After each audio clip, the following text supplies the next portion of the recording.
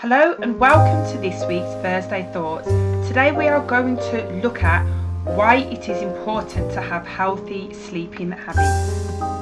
Sleep is a vital, often neglected component of every person's overall health and well-being. Sleep is important because it enables the body to repair and be fit and ready for another day. Getting enough rest may also help prevent excess weight gain, heart disease and increased illness duration. As you can see from this picture, there are a number of things that happen when you go to sleep. Your brain recharges, your cells repair themselves, and also your body releases important hormones. We are now going to take part in a sleep quiz. I will read out a number of statements and I want you to think about, are they true or are they false? First statement. Teenagers need more sleep than adults. Do you think that is true or false? It is in fact true. Research shows that the average teenager needs just over 9 hours of sleep a night, whereas the average for adults is 7 hours. This can be challenging to manage as teenagers often don't feel tired until considerably later at around 11 p.m. The next statement. Sleeping in at weekends to catch up on sleep will help you feel refreshed on Monday. Do you agree with this statement or disagree with this statement? This statement is in fact false. This can actually make sleep worse. An erratic sleep schedule, for example staying up late at weekends and sleeping in later, make it even harder to fall asleep on a Sunday night and wake up on Monday morning. It is much better to maintain regular wake hours over the weekends to keep the body in routine. Do you think most teenagers on average get the right amount of sleep?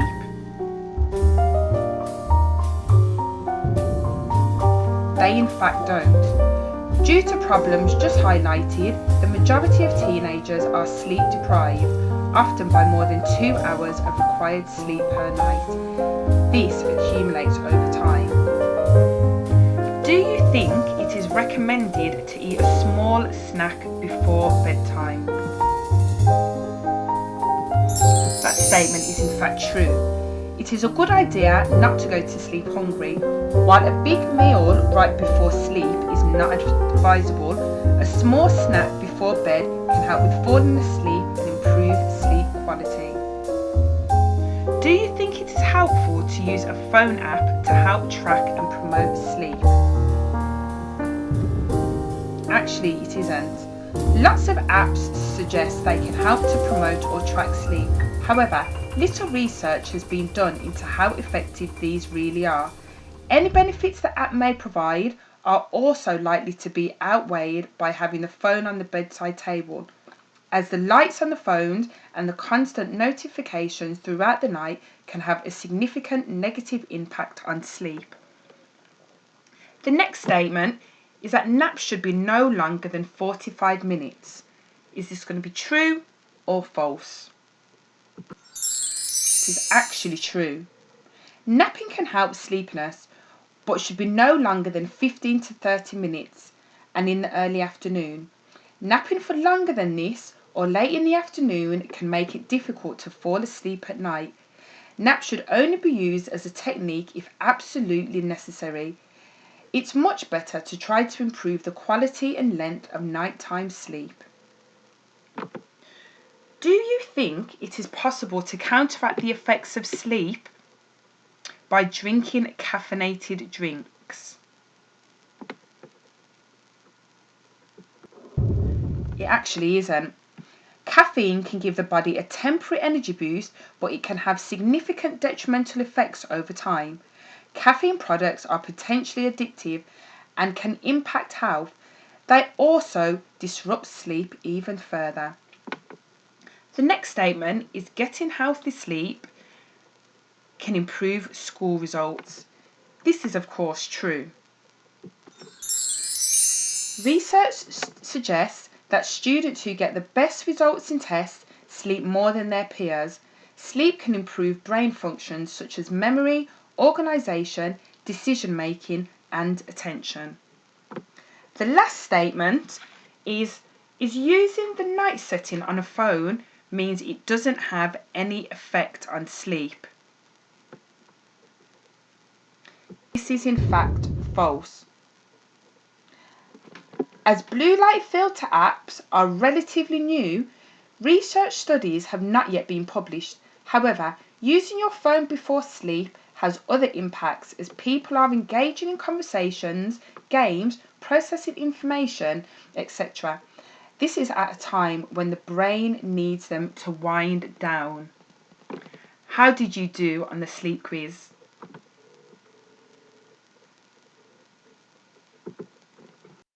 The coronavirus is having a huge impact on children and young people's sleep as time on technology goes into overdrive and bedtimes creep later, according to a new national sleep survey.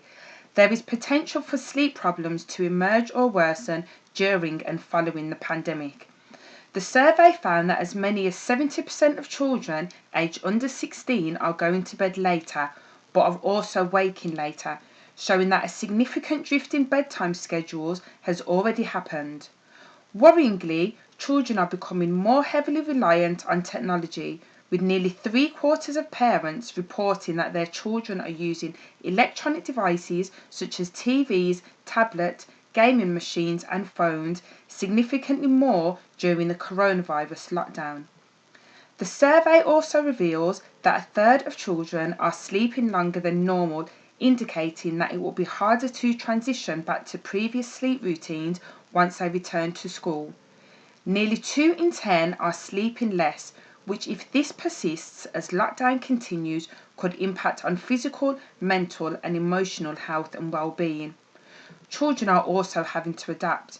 They have been forced to deal with massive disruption to their normal activities, including missing school, splitting from their friends, and not being able to go out to their normal out-of-school activities.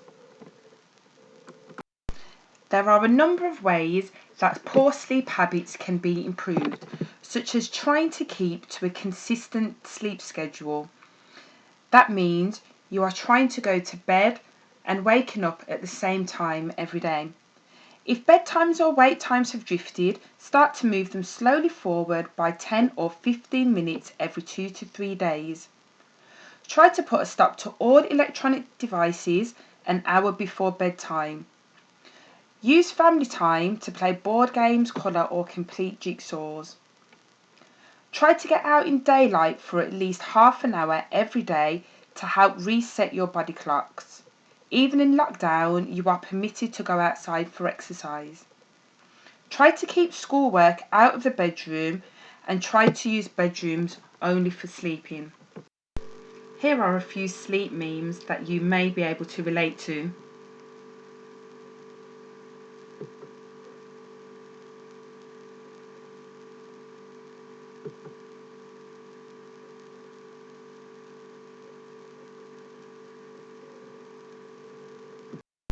For this week's Thursday Thoughts Challenge, you have the option of 2 activities.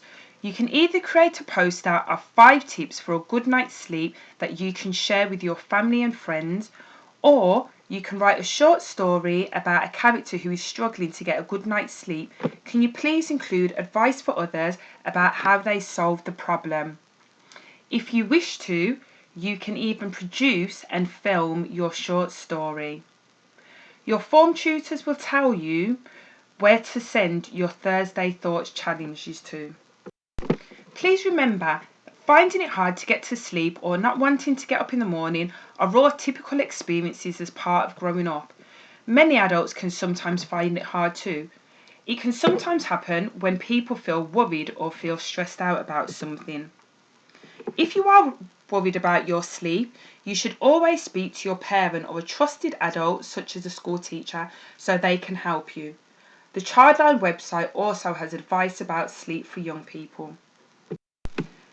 That brings us to the end of this week's Thursday Thoughts. Thank you so much for taking part and we look forward to see your entries for the Thursday Thoughts challenges. Thank you.